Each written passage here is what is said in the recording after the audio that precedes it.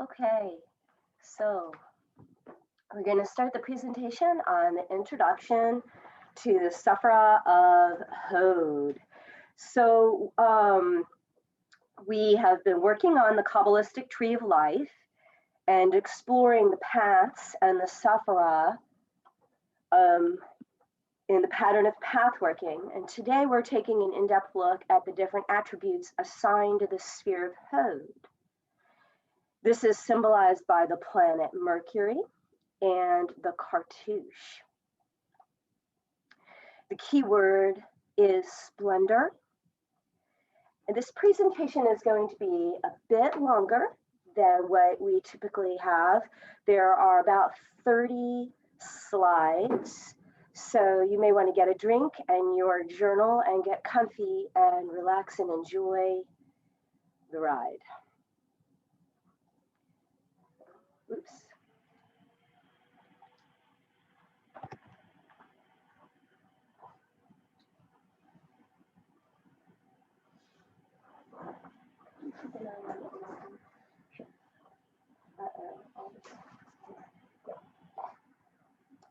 So this is the tree of life. And if you're just joining us, then you're going to be completely confused and lost. So we're going to review what we have done thus far very briefly. We started with Malkuth.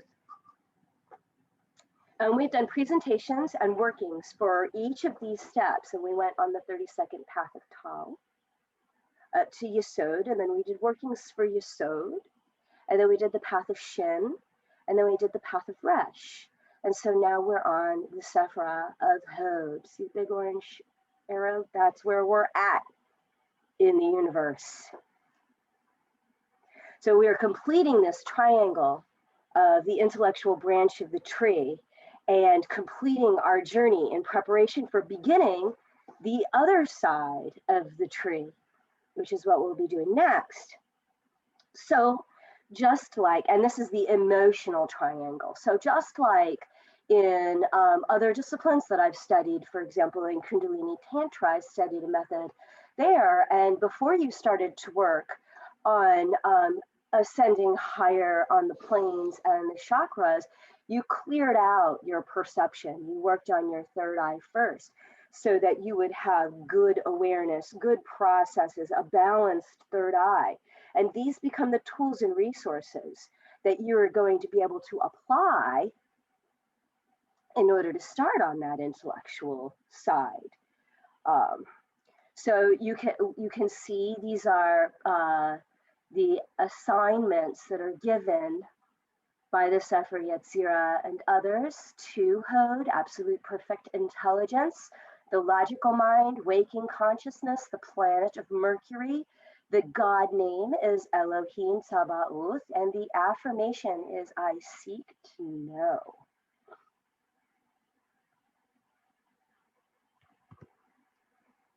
The Sefer Yetzirah refers to Hod as the eighth path, is called the absolute or perfect, because it is the means of the primordial, which has no root by which it can cleave, nor rest, except in the hidden places of Gedula, magnificence, which emanates from its own proper essence.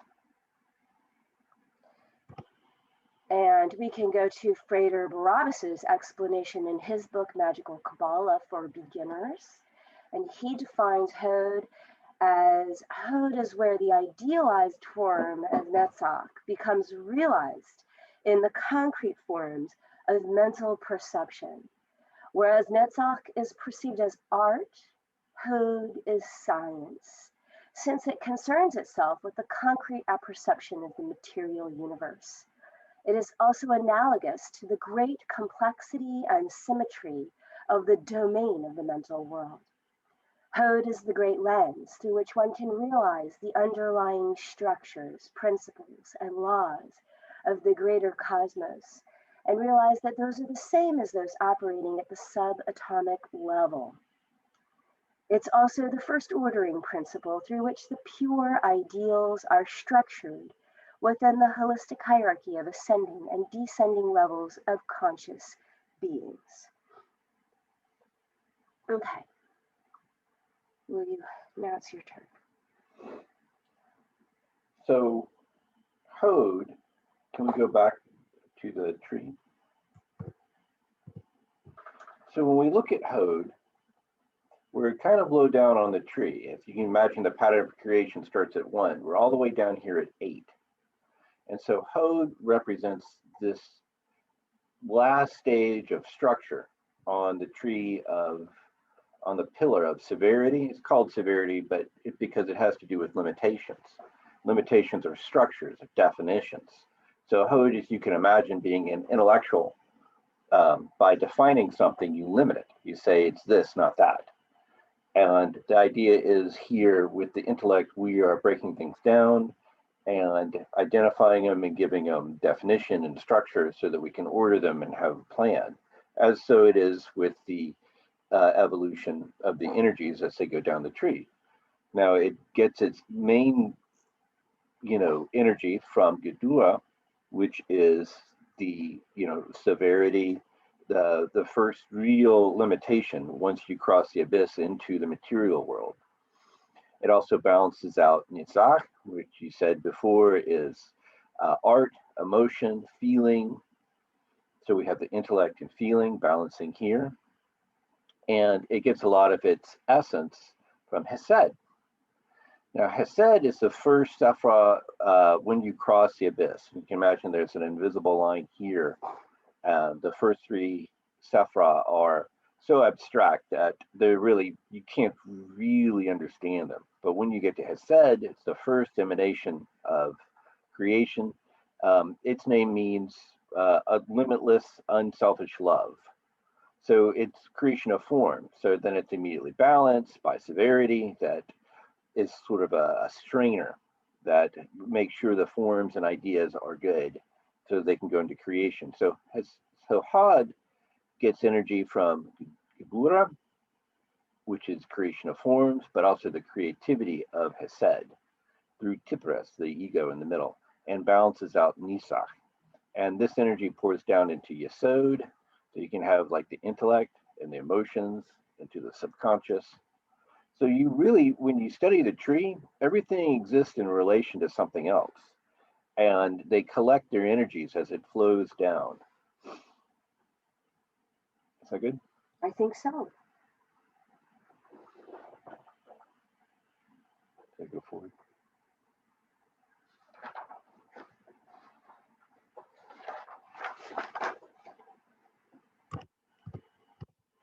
Okay. So this is a recent image of Mercury. Is it not splendorous? What we're going to do now is we're going to walk through a variety of different associations. I'm going to spend 5 to 10 minutes on a variety of ideas that are historically associated with associations and give you an overview of the energies that are involved. So I want to just remind you that what you want to do is be focusing on the feelings that are coming up in your body, right? The sensations as they arise in your grounded and present body, and observing the screen of your mind as your consciousness is going to be working alongside of the narrative to give you an array of impressions, meanings, personal associations that are going to ultimately come together to form one big energetic awareness, that when you walk away, you'll be able to take all of these different pieces and have a sensation that's a residue of your experience moving through all of these different associations. And hopefully you'll learn some really interesting mythology along the way. All right, it's just so gorgeous. So we're going to start with the splendorous fire opal. I'd like to share with you the fire opal. At some point in time, I'm going to enlarge the screen so you can see the fire opal that my husband gave me. This is a stone that's often associated with the splendorous fires of love. It has enjoyed a favorite position with royalty. And while birthstones come and go, at one point in time it was an October birthstone. These are mined primarily in the volcanic areas of Mexico and South America, but you can find opals from Australia and Northwest North America, like Washington and Oregon. It is the national stone of Mexico, where it is considered a stone of love. And it's called the stone of the bird of paradise. There is a beautiful location in Queretaro, Mexico. Queretaro. I've been practicing that, but that's the best I can. Queretaro. I like to go to Queretaro, and I had dreams of Queretaro all a night after studying this particular energetic. It is considered the #1 location in the world for fire opal mining. It is 3 hours north of the airport in Mexico City, and you can stay at a very old and very high-end hotel that is not a chain for about $100 a night, which would be a local establishment, and you can eat simple, where you can go with world-class dining in Queretaro. It is a fabulous place to visit, and the reason that you want to visit it is because they have these hot spring grottos that have been constructed into the sides of the volcanic mountains, and the ground itself has fire opals littering it. If you pay attention, you can literally pick up these brilliant pieces of rubble that they call the ground in Queretaro. It's very lush, and it has beautiful valleys, and it's absolutely phenomenal. So the opals are coming out of these volcanoes. At one point in time, water seeped into the core, and because of the heat and pressure, the water itself and whatever sediment was in that, whatever dissolved into that, turned into these fire opals that you see in front of you. It's absolutely phenomenal. Silica enriched lava in the seams and hollow areas. And this is what you get. So myths that are associated with fire opals usually revolve around sexuality, sensuality, positive self-image, charisma, stamina, personal power and willpower, prosperity, good luck, and the sensitivities of the psychic world and intuition. So these things can disperse long, old, outdated ways of thinking to help you to make room for new ones. And they can inspire you spiritually by stabilizing your aura, stabilizing your mental patterns. And there's this very interesting dynamic because of its relationship with water. It can stabilize your emotions so that a holder will become clear, calm, and peaceful.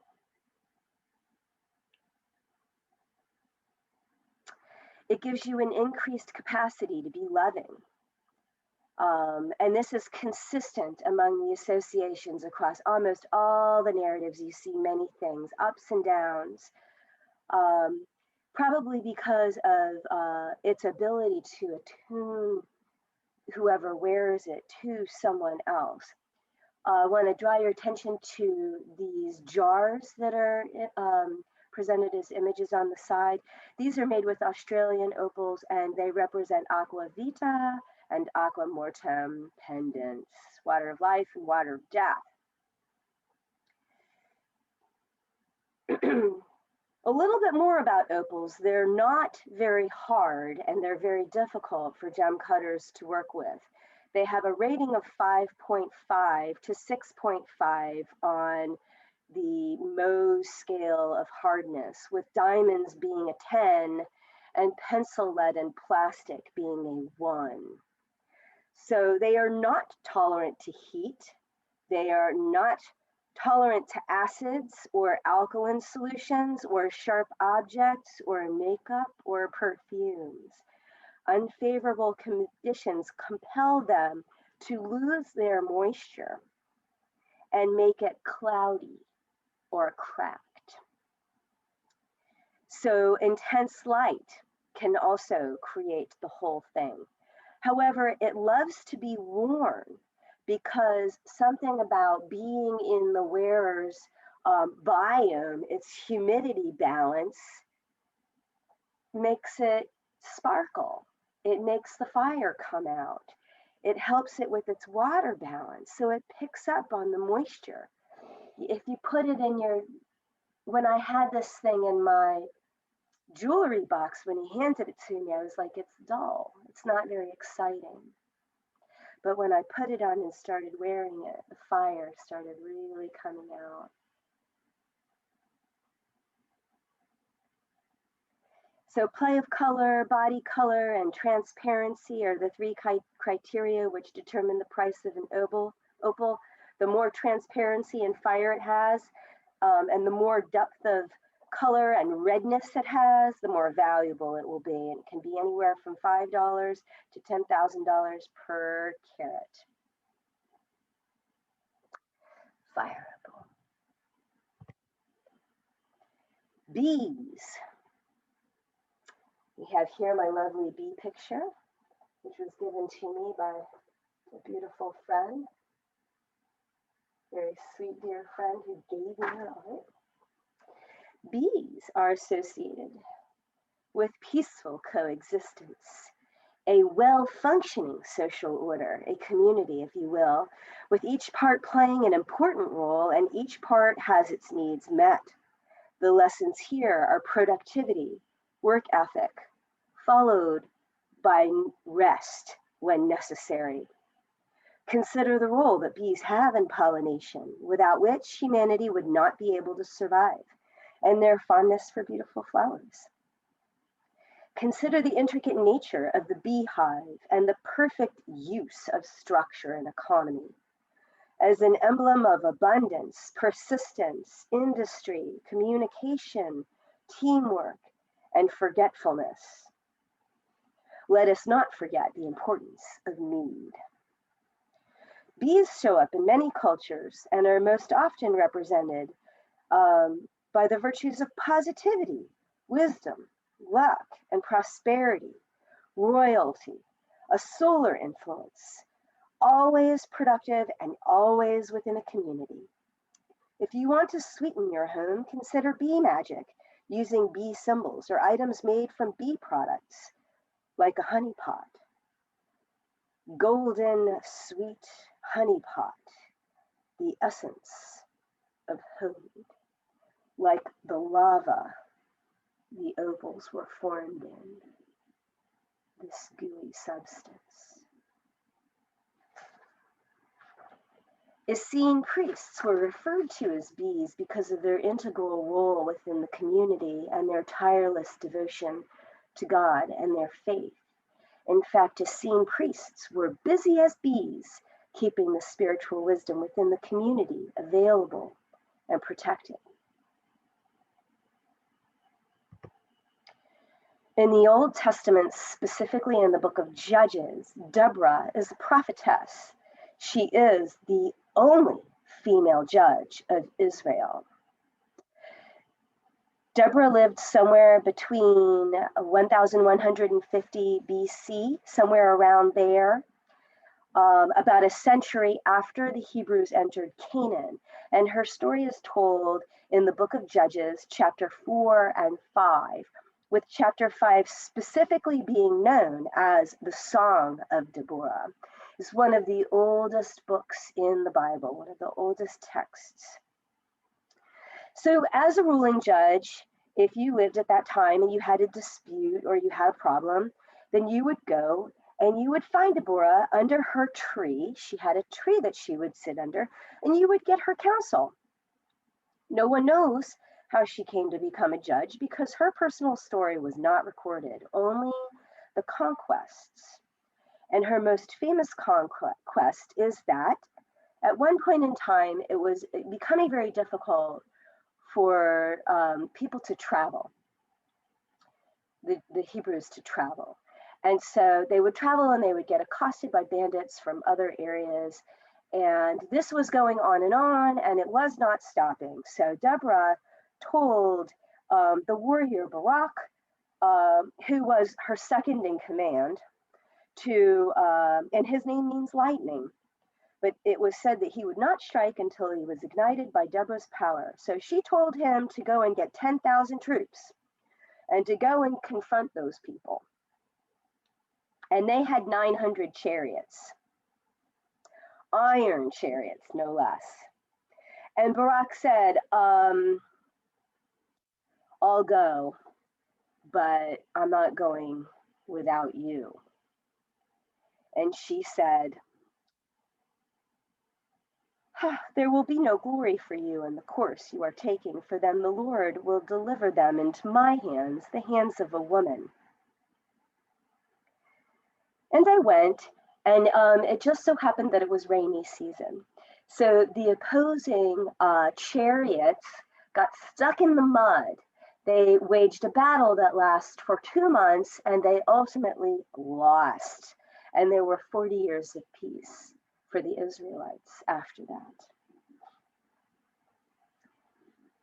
Her name, did I mention that her name means bee? Did I say that specifically? Deborah means bee.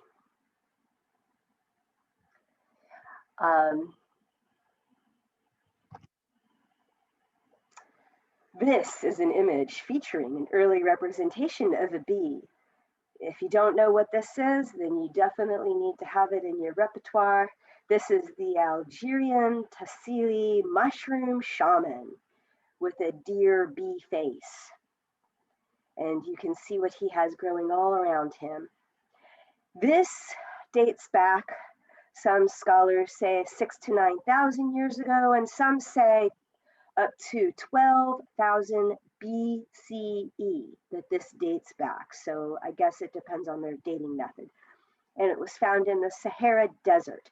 And according to Paul Stamets, the famous mushroom guy, it's honey that activates the psychedelic properties. Not only can you put your mushroom into the honey and it won't go bad, so you can carry it around from place to place, but it also potentiates the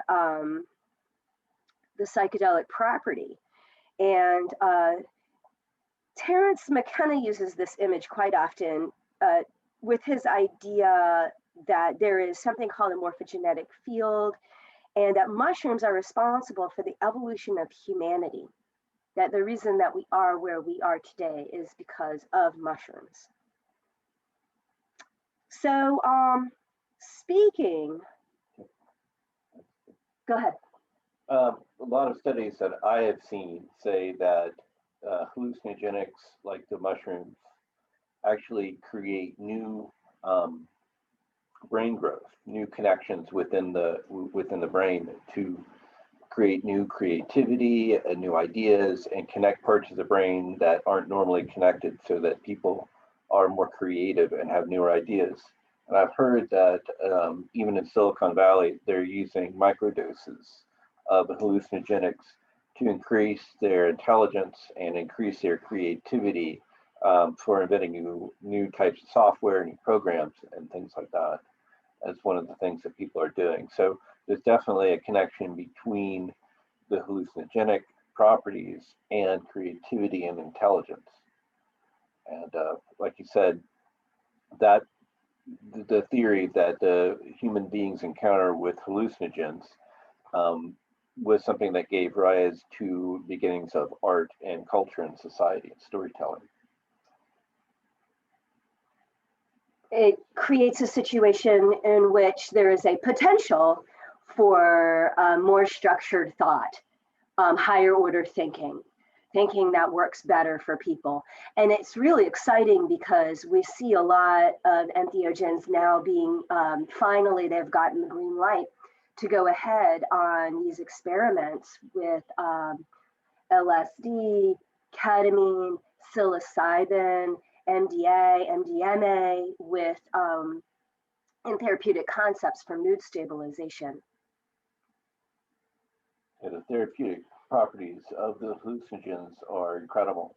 I think one of the theories is that the human beings who had the right receptors in their brains for the hallucinogenics were the ones that had a higher survival rate, because they were encountering these substances in minute doses, and it caused them to invent more culture, more society. It broke up their rigid ways of thinking so that they could be more creative, which is a property of Hode.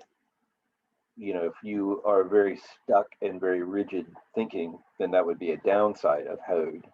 But the creativity and the invention of culture and religion as a way to explain the world around you would free you and give you more creative abilities to be more inventive, come up with things like fires and spears and tools so that you could eat more protein and stuff. And of course, culture, which is the ultimate survival tool. Civilization.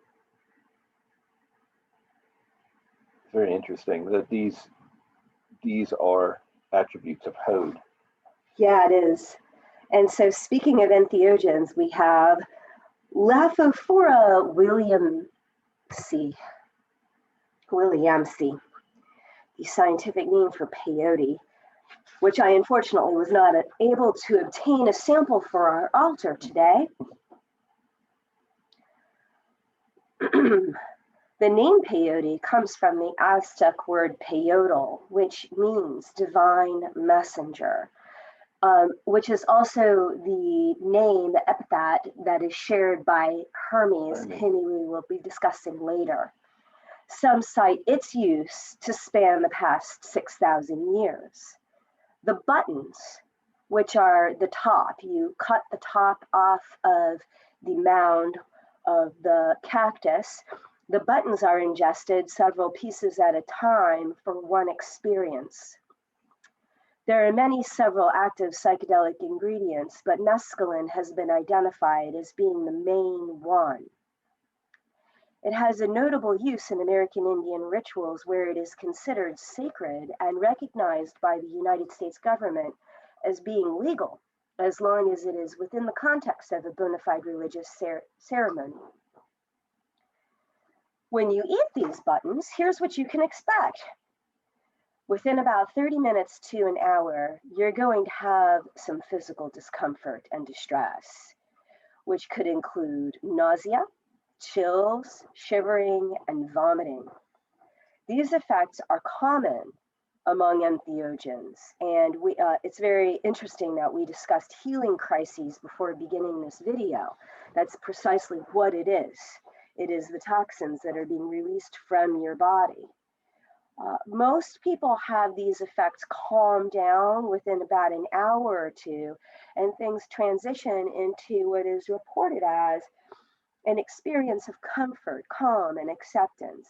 The trip becomes psychological and psychedelic, and it can last from anywhere from 8 to 12 hours, with the peak being 2 to 4 hours after ingestion. People say that it's very much like LSD combined with MDMA, which we called trolling back in the day, tripping and rolling simultaneously, very groovy. The Moly takes the edge off the LSD and everything just lands in a really nice place. People describe these experiences as peaceful and revelatory and emotional.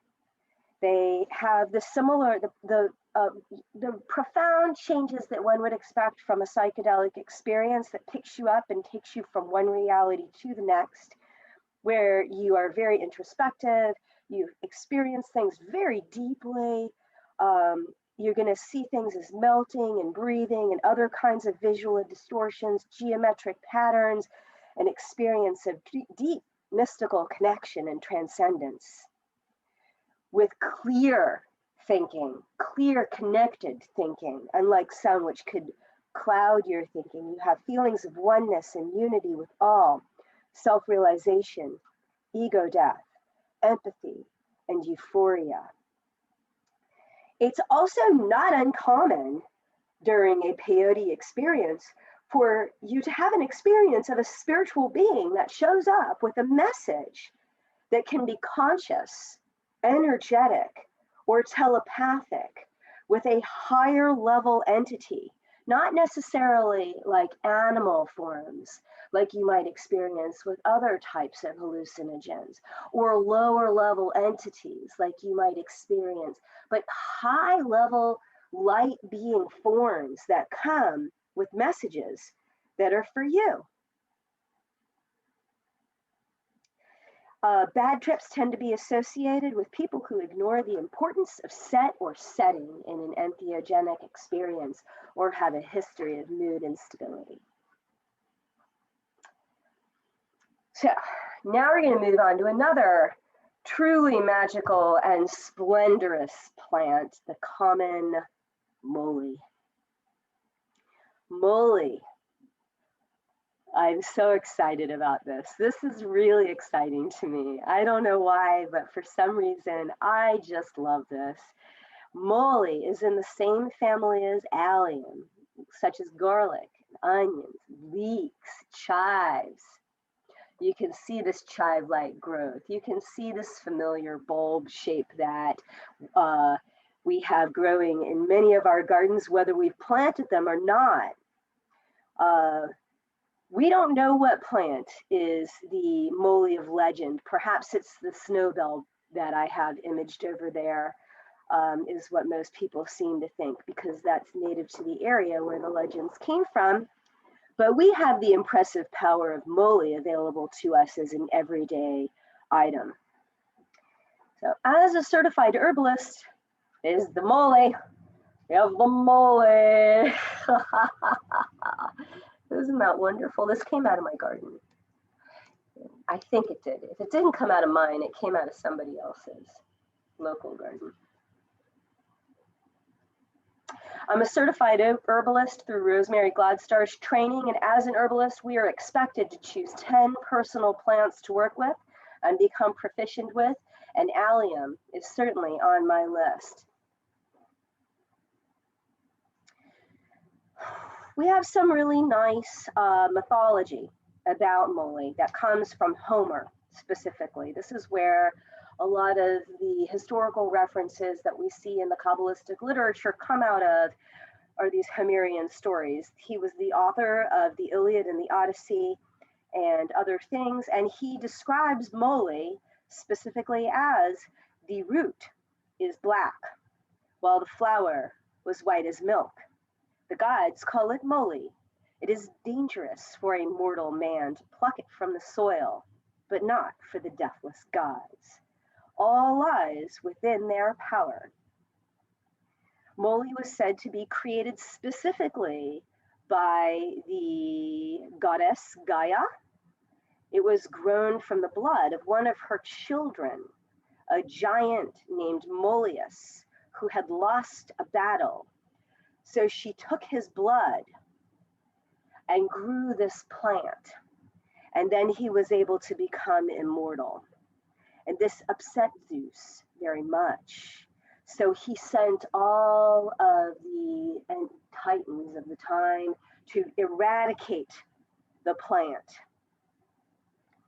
But so most of it is gone now, but there are still, the gods still have access to this in some way, shape, or form.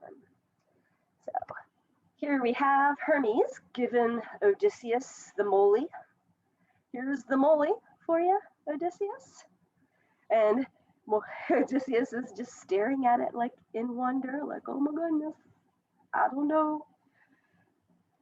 So, I think I got my slides a little off kilter here, but it's all right. The reason that Odysseus needed this Moly was because Odysseus was having a problem with a woman named Circe. Circe lived on an island, and she was a witch, a really good one. And she had taken some of his men who had had the misfortune of landing on her island and transformed them into pigs. So he had to go in and rescue them. And so to accomplish this task, Hermes gave Odysseus the Moly plant. All right, and this is what happened.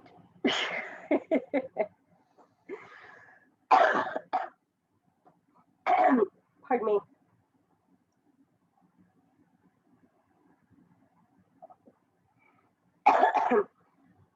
I stole this image and this quote from a site called the odysseyonline.com. And so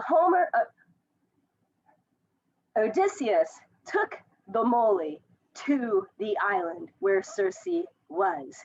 And Circe tried to use her magic on him, but it didn't work. And so Circe said that he has a mind which no magic can enchant. And the theorist who wrote on this particular website put forth this idea.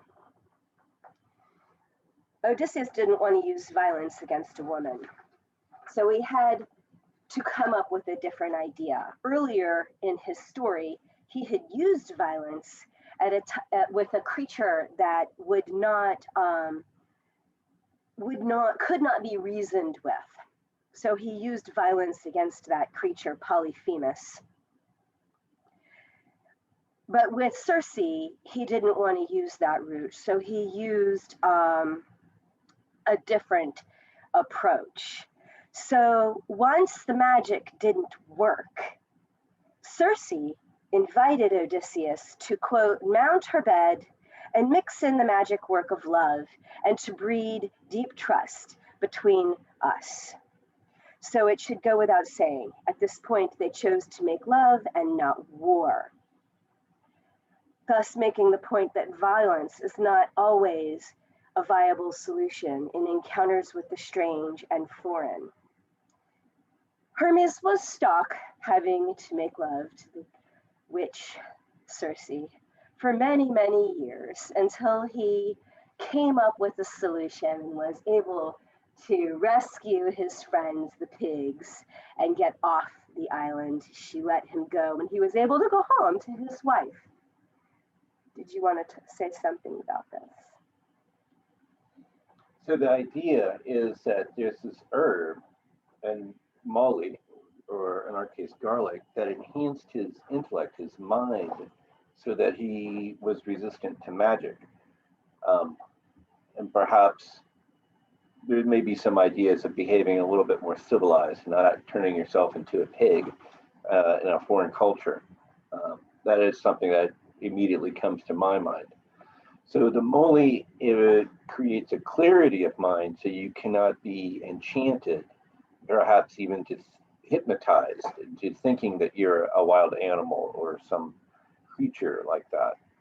So again, we go back to the idea of the intellect being enhanced or modified in some way.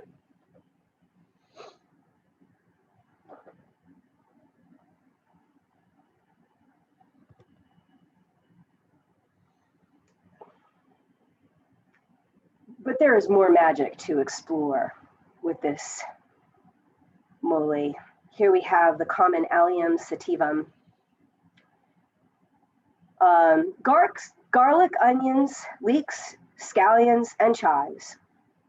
They all have exceptional properties of health and healing, especially when they are raw or fermented. In order to really release their power, you want to take a clove of garlic and peel it so that it's exposed to the air and crush it with a knife and then leave it sitting. And then try to eat 1 clove of that a day in that form. And that should be very helpful for any health conditions that you may be concerned about or to prevent. Let it sit for about 10 minutes. Try to eat 1 for optimal health and to repel mosquitoes and vampires. Oh yeah, vampires. An estimated 105 billion pounds of onions are grown every year across the world, and garlic is second only to turmeric as the most researched healing plant. Both vegetables are supposed to have been cultivated for 7,000 years. They found garlic in the tomb of Tutankhamun, and both have used it extensively across many cultures for an impressive spectrum of ailments.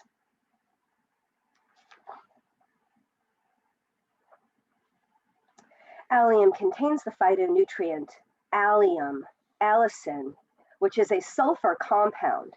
So let's talk about sulfur for a minute. Sulfur is a little interesting. Sulfur is not the element that's assigned to Hode, but we're going to talk about it under the context of Hode for a minute, and I think you'll see why.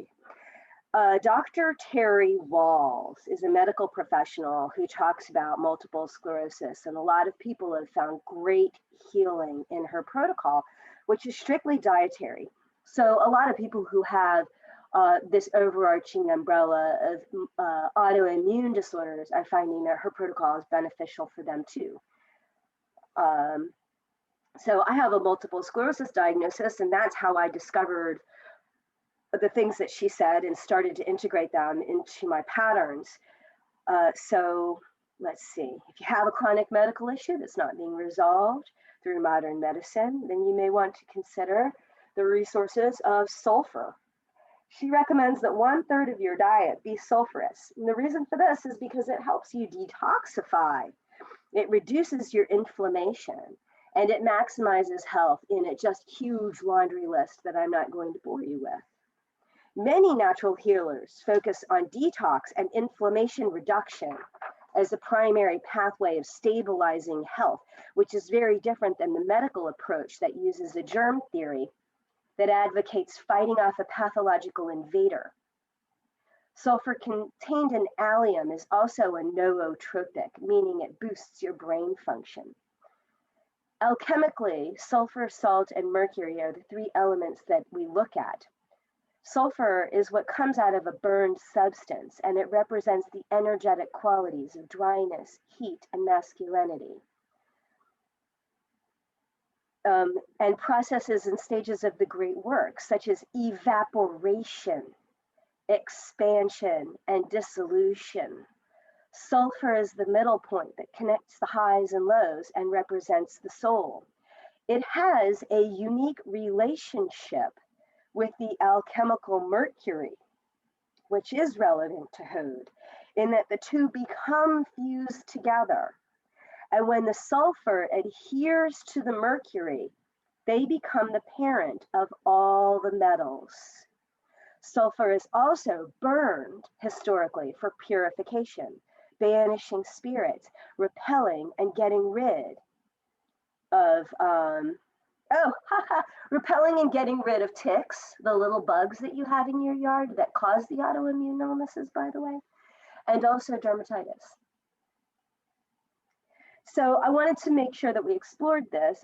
It's not connected to Hode, but it's such an important facet of Moly, and it has some interesting ways of connecting into Mercury. All right.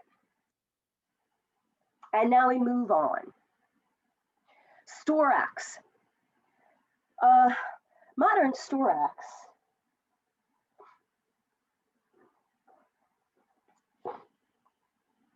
Yeah, let's do a show and tell real soon.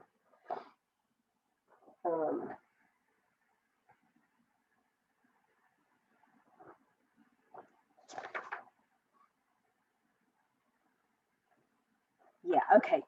So modern Storax is probably not the Storax of ancient lore, but this is what we've got. And this is another impressive, let's say, splendorous plant. It is a deciduous tree with many names, the most ancient and relevant ones being Storax, and the common one being American sweet gum. Sweet gum is a very common tree to our North Florida area, which is at the bottom of its growing range, 5 through 9. It grows wherever water tends to gather in your yard. So if you live in an area where sweet gum grows, you know where it is because it has these big balls and you don't want to walk barefoot. They're not spiky and thorny and hurty, but they're uncomfortable. The thorns won't stick in your feet, in other words. And I'm sure that everyone here recognizes this plant because right now the gumballs are dropping and we just had a shed of this white powdery dust that came out of those gumballs when it opened up. It's pollen or something. It can grow to 150 feet, reach 6 feet in diameter, and live to an age of 400 years. It's an excellent choice for areas that are being remediated or reforested because it grows quickly. Its resin makes it resistant to insects. It fixes nitrogen in the soil and increases its fertility. They use it to remediate zinc and phosphorus mines. It's a wonderful shade tree and the animals love it, so it's very good for wildlife. Not so good for blocking out the neighbors because it's a story tree. And of the particular use is the green and fertile seed pods that we see up in the corner. These contain shikimic acid. So shikimic acid was used to develop the anti-flu medication Tamiflu and is considered to be, when used properly, as potent as Tamiflu. The star anise was used to cultivate the Tamiflu because the star anise is about 7% shikimic, and pine needles also, but they contain only 3%, and the sweet gum contains 3%. So if you can get your hands on some green sweet gum, what you want to do is you want to maybe slice it or score it or nick it in some kind of way, put it in, as you would with a resinous material, put it in some Sky vodka and let it sit. And interestingly, the gumballs do kind of come ripe about 2 months right before flu season, so you can have some ready. And who knows? There's a whole sweet gum. There's a whole bunch of people that really love using sweet gum medicine. And here it's just this common thing, and it's where we get our incense Storax. So one more slide. If you score the bark of the Storax tree, then it will ooze a thick resinous fluid that can be a gum, a thick resinous fluid. There we go again, right? You can beat it out of the tree. You can catch it in a bucket. You can prepare it by taking the wood, chipping off some wood and doing cold, hot to kind of force it to extrude the resin. Or you can just burn the bark straight up as incense. You can make the bark or the gum into a tea and drink it internally, and it is an expectorant, which would be very helpful for me right now. And it's also an anti-parasitic. And if you go to the drugstore, then sometimes you can find an old-timey remedy called benzoin tincture. Benzoin may not be the same as Storax or Striax, but they're often used interchangeably, and benzoin's very easy to get a hold of, and it's cheaper. You can also put it on topically for any sort of topical sort of problem that you may have in the same sort of way that we've discussed something else. It's antibacterial and antiviral, like honey and allium. It's antibacterial and antiviral, just like honey and allium. It's used in perfumes as a fixative, which means that it binds the ingredients together and kind of makes everything smell harmonious with one another. And it has a smoky vanilla-like sensual odor. So before you do your piece, let's go ahead and we're going to stop the share screen for a sec. And we're going to show you a few things that we have. So do you want to show them the incenses? So we have some Storax here. So that's going to be the Blackwood Storax. And it seems to have a property of not burning very well. on our charcoal. We keep putting it on and it goes whisk, whisk, and then it stops.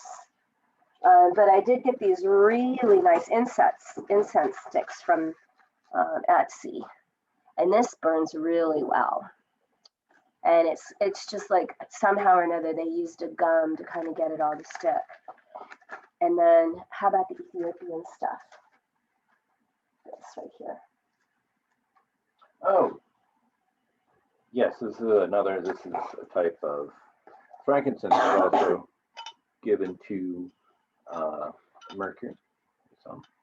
That's Storax. It's Ethiopian Storax. Ethiopian Storax, okay. That we got in a resin form at a Ethiopian grocery in Atlanta when we went. Put some of that on. Because, you know, we can't resist places like that. Oh yeah, that burns much better. And they say that if you don't have the Storax, you can just use frankincense or benzoin. Yes. Yeah, the resin burns really nicely. And then here's the opal. Let's see if we can get a nice.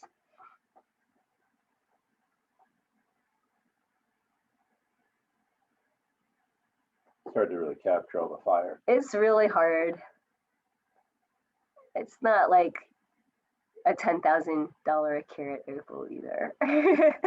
But we recently saw one that was really nice, but it was like $300.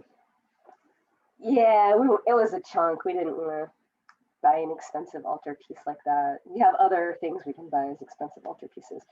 I had somebody that I was with for a while, and they said that if somebody gives you an opal and they love you, then it strengthens the relationship, and if they don't love you, then it curses the relationship. And was there anything else? You have the Mercury. We have our beautiful Mercury. We have our bee. Let's see if we can do an up close of the bee. Oops, sorry. Queen bee. I don't know why she picked that one for me. Thanks.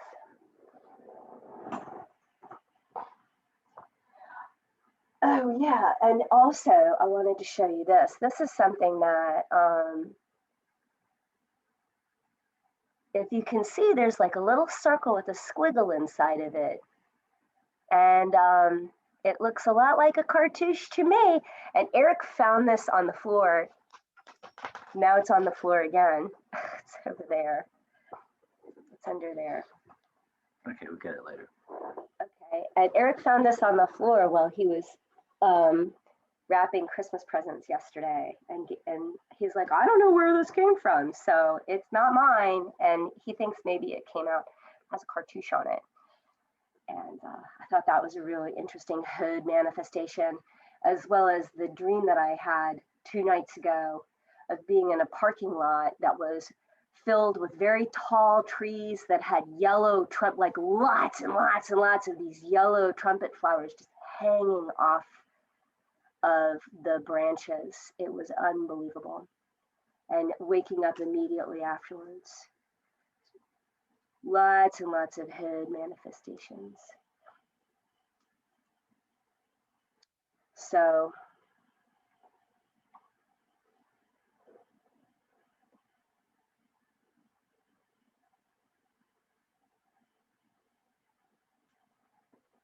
the Orphic hymns.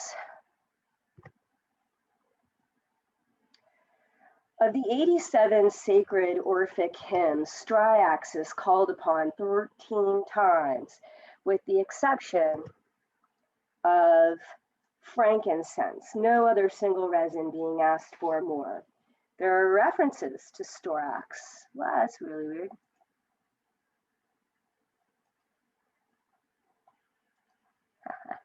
There are references to Storax in the Bible and in the ancient Egyptian tradition, with Storax resin being as one of the compounds used in mummification. Storax is also used in the making of Abremalin incense. There are varying recipes for the incense and also for an Abremalin oil.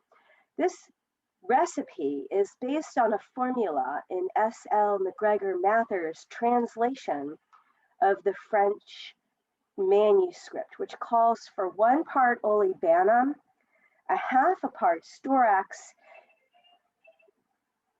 Helen de Hathor, and a quarter part of aloes wood. It's a very simple formula that is commonly used by magicians to raise magical and spiritual vibrations of your area and the practitioner.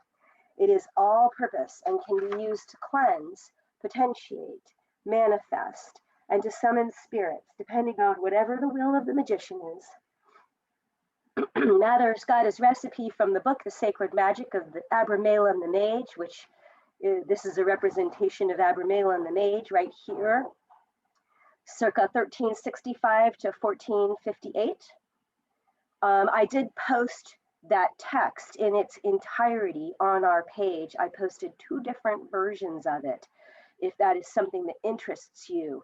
It describes detailed rituals for contacting your holy guardian angel, and it was revivified when Mathers translated it in the 19th century, and again when Crowley performed the 6-month-long series of grueling purification rituals, which is a task he repeated several times until he was ultimately successful.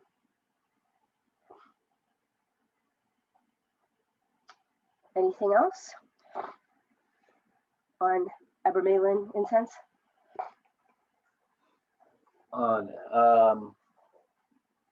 Just that it's legendary for its use. The whole process of the Abremalin ritual process is one where one purifies and gains knowledge and conversation of one's holy guardian angel. And then once one is lifted up with this divine connection, you immediately go out and conjure a whole bunch of demons and underworld spirits. Because as you have been lifted up, now you need to go look at these either chthonic deities or aspects of yourself and lift them up and redeem them in the same way that you have been redeemed. That's that process. Very interesting. Using the Storax, using the sweet gum. Fascinating. You ready? So this is my Hermes statue, my Mercury. When I was a kid, I found him. He was broken into many pieces, and it was quite difficult to reassemble it and repair it because it was made out of zinc, I discovered. Or at least that's the metal I was told, because it couldn't be welded back together. So I had to come up with much more clever, more mercurial ways to repair the statue. And I've had it ever since. And one thing that's good to keep in mind is that you gain a great deal of merit by repairing statues of archetypes that you feel respect for. So Mercury himself is a very, very interesting deity. He is considered the protector of human heralds, travelers, thieves, merchants, orators. He has the ability to move quickly and freely between the worlds of mortals and the divine, aided by his winged sandals. He also plays the role of psychopomp or soul guide, a conductor of souls into the afterlife. So again, we're getting back to this idea, this Hodian character, just like the entheogens we were talking about, has a way to deliver messages from the gods and to travel between the worlds. Now, he started out actually as a rural countryside god, an aspect of Pan. Later, Pan became his child and went on to take on all the aspects of the wildness and everything of nature. And he took on more the god of first roads and then boundaries. There was these things called Hermes that were like waypoints that people created. They became piles of stone.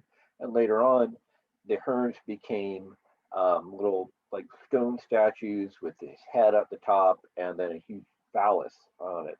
And these would be placed outside of homes to represent the fertility of the home, of the house, and the head of the household. His main symbol is a caduceus, a winged staff intertwined with 2 snakes, and carvings of other gods sometimes as well. And the caduceus is what eventually became more the symbol of medicine, of course. In Roman mythology, he was known as Mercury, a name divine derived from the Latin merx, meaning merchandise, and the origin of the words merchant and commerce. Now, in the beginning, he was a very shamanistic deity, that he would be the intermediary between the local shaman and the spirits of the other world. And he may have some very similar, identical attributes to a Mesopotamian snake god named Ishtar, a god who serves as a mediator between humans and the divine, especially Ishtar, and who is depicted in art as a caduceus. And of course, later he became linked to the Thoth archetype in Egypt, as the Greeks discovered and learned a great deal from the Egyptians. But in his original form, he was a god of like remote regions of nature, farmers, and shepherds. He had a lot of ideas, shamanic attributes linked to divination, contact with other planes of existence, a mediator between the worlds that are visible and invisible. And he was often shown as the good shepherd. He is a shepherding deity, and some of the statues show him with a shepherd outfit and a lamb around his shoulders. He's taking care of the lambs like the good shepherd. So certain aspects of this very, very popular deity were undoubtedly added to Christianity or influenced the early thinking of Christians.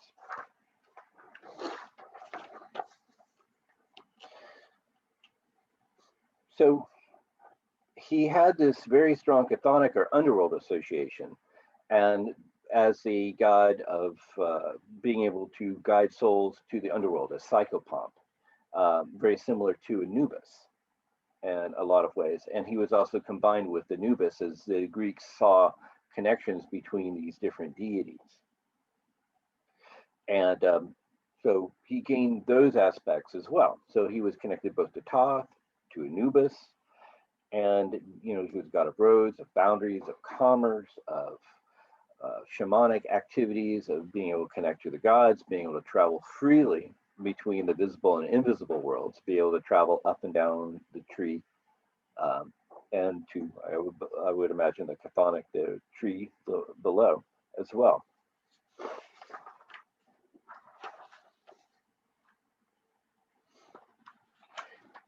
He didn't have quite so many, in the early days at least, he didn't have a whole lot of temples. There were only 3 temples that were dedicated to him, and most often they were dedicated to both him and Aphrodite and a lot of other goddesses. Later on, they built more temples to Mercury, and he was honored at all the larger temples. And he's also a liminal deity, meaning that he stands at the door, at the doorway, the liminal of the doorway itself. He's, similar and some ideas to maybe Papa Legba, the idea that he can open up doorways, and also Anubis. Anubis is one that I'm a lot more familiar with.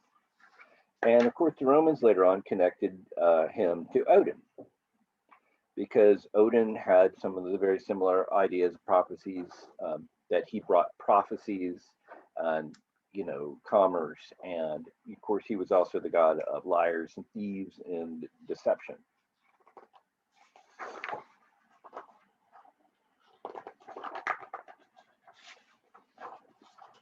So, yeah, his sacrifices included honey cakes, pigs, honey, back to honey, honey, cakes, pigs, goats, lambs. There's also supposedly a strawberry tree, that perhaps he was the creator of strawberries, and also gymnastic competition, because he was very athletic, and so he was the discoverer or the inventor of gymnastics and acrobatics and wrestling. And there were festivals where they had events like that, very similar to the Olympics. So we have a deity in Hod who is a messenger of the gods, a guide to the underworld, a promoter of fertility, commerce, transactions, travel, a god of boundaries, an opener of the ways, and he's supposed to be very well disposed to humanity. There's also the legend where he slew Argos, who was guarding a nymph that Zeus was interested in, and Zeus sent him to slay Argos, who he made to fall asleep using the magic of his Caduceus, and then the eyes were given to Hera, who, as I would imagine, as a recompense, because she didn't want Zeus to have access to the nymph to create more gods, and the eyes of Argos became the spots on a peacock's tail.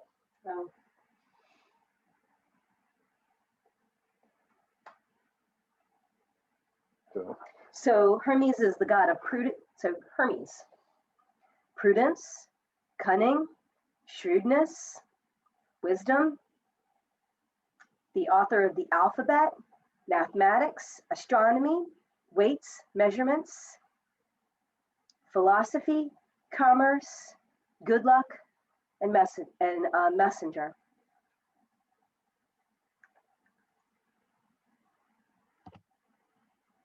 So this is the Orphic hymn to Mercury, which I use when I do invocations to Mercury. That's what we used last week. And the fumigation that's suggested for him here is, of course, frankincense. And you can see a lot of the ideas that we just discussed are mentioned in the Orphic hymn. Hermes, draw near, and to my prayer incline. Angel of Jove, which is Zeus, and Maia's son divine, perfect of contest, ruler of mankind, with heart almighty and a prudent mind, celestial messenger of various skill, whose powerful art could watchful Argus kill. With winged feet, 'tis thine through air to course, O friend of man, and prophet of discourse. Great life supporter, to rejoice is thine, in arts gymnatic, and in fraud divine. With power eluded, all language to explain, of care loosener, and the source of gain, whose hand contains of blameless peace the rod, Corsican, blessed, profitable God, of various speech, whose aid in works we find, and in necessities to mortals kind. Dire weapon of the tongue, which men revere, be present, Hermes, and thy supplicant hear.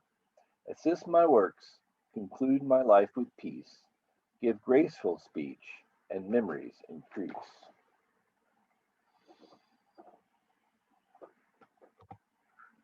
Oh yeah, and here's me a long time ago. I was at the Vatican in Italy, and they had a huge collection of beautiful things that they had taken from all over the world, a lot of them from Rome and Greece, and this is a Hermanubis, which is a combination of both Hermes and Anubis, combining their attributes of, psychopomp, or guide to the souls in the afterlife for the main part. And I was stunned. I had never known that these sorts of combinations had been created when I found it. So, of course, I had somebody take a picture of with me and Hermanubis, because I thought it was really amazing. This is from the Vatican, right? The Vatican, yes. Okay, ready? Mm-hmm. Oh, yes. So when we studied the Hod, the god name is Elohim Zabaoth, which is gods and goddesses of hosts. The archangel can be Michael or Raphael. depending. The standard is, the traditional is Michael. And then the choir of angels are called the Bene Elohim, or the children of the gods. And this is a story that's repeated and told in a lot of our mythology, where when humanity was created, a group of angels decided to come down to Earth and teach everybody the arts of civilization. So they manifested in some form, came down, married, and had children, and the children became great people of renown, of heroes of the old. And they taught humanity all the arts and sciences of civilization, of astronomy, of mathematics, of medicine, of metalworking, gem cutting, and all sorts of things. Building up, making armor and weapons and things like that. So, of course, humanity wasn't ready, being childish as hell, and all sorts of wars were fought, and things got out of hand. And so the four archangels of the Tetramorph, Raphael, Michael, Gabriel, and Uriel, had to come down and separate everybody. And so the Bene Elohim had to return to the celestial realms, although forever tainted because they had contacted humanity. They remain there as guides and teachers, which makes them perfect for Hod, which is intellect, learning, and knowledge, that they can be accessed as teachers through Kabbalistic magic. Once you can show the archangels of the Tetramorph that you are evolved enough to be able to handle the knowledge, they will make it available to you. The Bene Elohim aren't in prison as it is in some stories, but more like hidden behind a veil of ignorance. The sort of thing where sometimes you'll be studying something and it makes no sense, and then you'll come back to it later, and it not only makes sense, but it's blazingly obvious. It's this veil like that. So until you're ready to have the spiritual maturity to be able to handle the knowledge, the archangels will keep it obscured from you.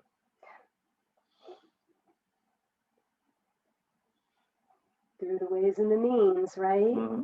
So this is obviously not a real representation. It's a modern interpretation of what these things look like, but it's something to ground you in some sort of image. We are almost done.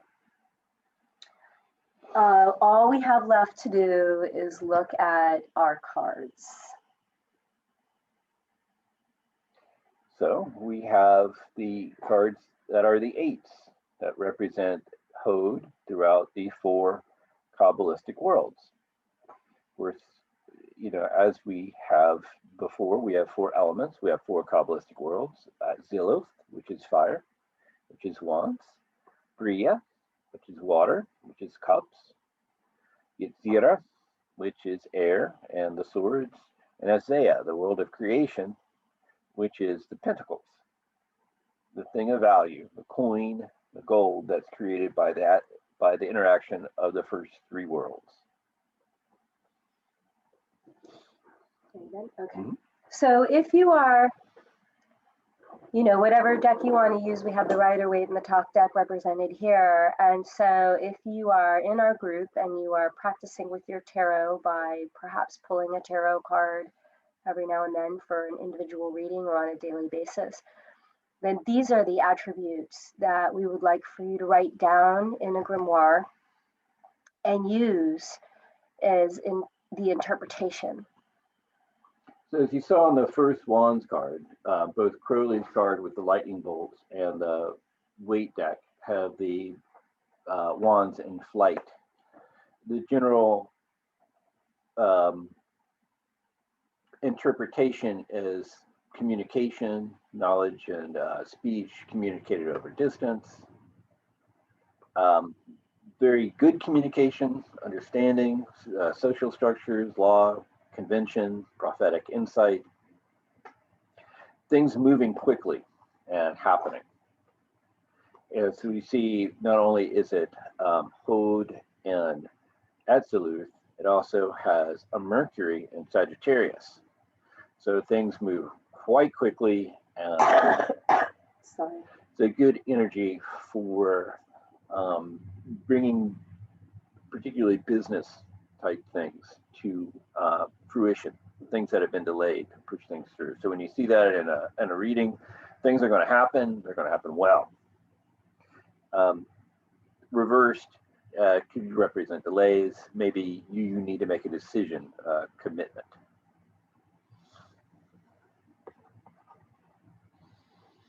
Okay, so the Eight of Cups. Magically, if we invoke this, it is a card of friendship, power of gaining trust and confidence.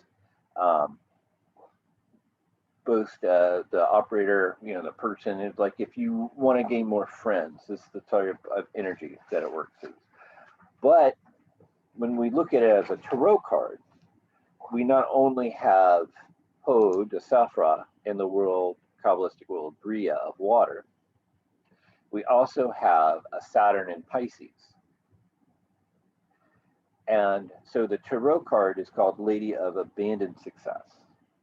And like you can see here, worrying, paranoia, neurosis, dwelling in the past, emotions tempered with humility and empathy. So if you look at the image on the card, usually somebody is walking away from a pile of cups or something. It's like,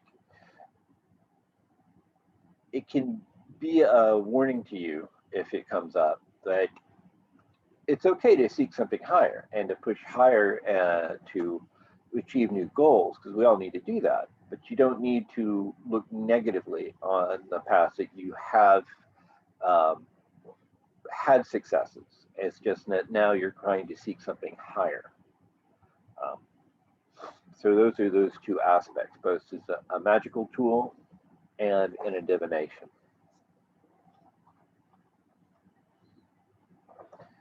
Okay, so Ace of Swords. So here we have discipline, the power of maintaining one's direction and the integrity of one's purpose through discipline. This discipline causes one to undergo a continual process of self-purification and refinement.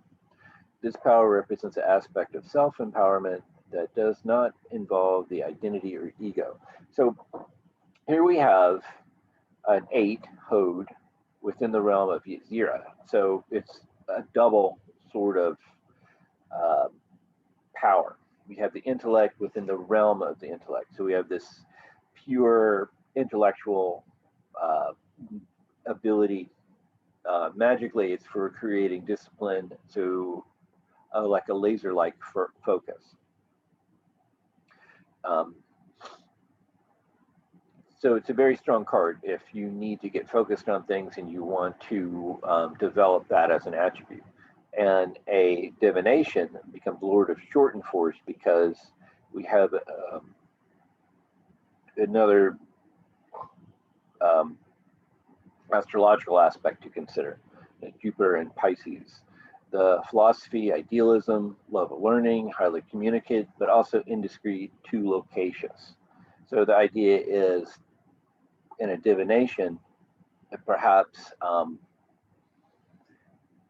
to be a little bit more careful with your energy, to not spread it around too much, and be careful what you say. Okay, so when we get to 8 of Pentacles, this is a good one. So this is a card, and magically, if we were to invoke it, it is for finances and for luck. Or sagacity. Seizing the initiative and collecting small-term gains, the power which assists the gambler or the seeker of fortune. For it gives one the sense of timing, which enables very fortuitous coincidence. The power also enables one to overcome small issues and to perceive the patterns in events in order to realize gain. Power is experienced as serendipity. So Hermes being the god of luck, but also the god of the intellect and of gamblers, of thieves, of merchants. You can imagine that Hod energy applied to Earth is all those things that people really want, from a luck deity, a communication, a mercantile type deity. So you have the intellect applied to material things. You're looking at patterns. You're trying to discern when's the right time to act, when's the right time to, strike the iron, when the iron is hot, right? So it's that kind of an energy when you're using it magically. You have a sun in Virgo when you're looking to also consider when you're looking at it as a divination. So here we have Lady of Prudence. Selective, determination, methodical, practicality, fickleness, public service. There's a similarity in meaning, but this is a card when it comes up in a divination of making good decisions and being very careful moving forward, making good, but also of learning, like learning new skills, new abilities. You're moving into new territories and you're approaching it with a lot of care and a lot of focus and making decisions as you move into this new skill, the new job, the new school, the new whatever, that you're approaching it wisely and carefully. Oh, that's it. That's the end. Do you want to give us like an overarching eights? Oh, so eights are the intellect applied to one of the four elements. If you want to look at it as a magical, if we wanted to do a ritual to work with the energies, then you would be thinking, I'm applying the intellect to one of the four elements. When you use the 4 eights in divination, you also have an astrological consideration to take into effect, and that's why not every tarot card isn't like completely positive, because when they designed the deck, they designed it to connect both Kabbalah and astrology, and the cards represent pieces of the sky and a pattern of the planets in those different signs. And that gives it its color, its character. Each tarot card is an entire book until itself, of layers of meanings, of attributions and things. But we can use the energy in a more simplified form for ritual, where we only attribute its simpler, more positive aspect. But in a divination, you have to consider a lot more, a lot of its meanings. And a lot of that, it can be very helpful, because knowing the other attributes of a tarot card can tell you things like timing, like when something might happen and when it's going to happen in the soon or in the fall. And if a travel is involved, it can help you to understand where the travel will be to, and where things could happen, where the person needs to go to do a thing. It can be quite intimidating, the amount of information that's associated with each tarot card, but you don't have to learn it all at once for the tarot to be useful.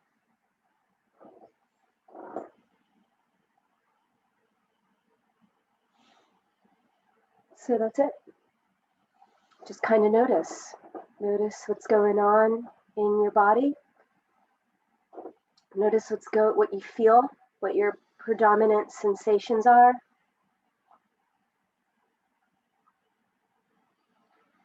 And you will have some Q&A.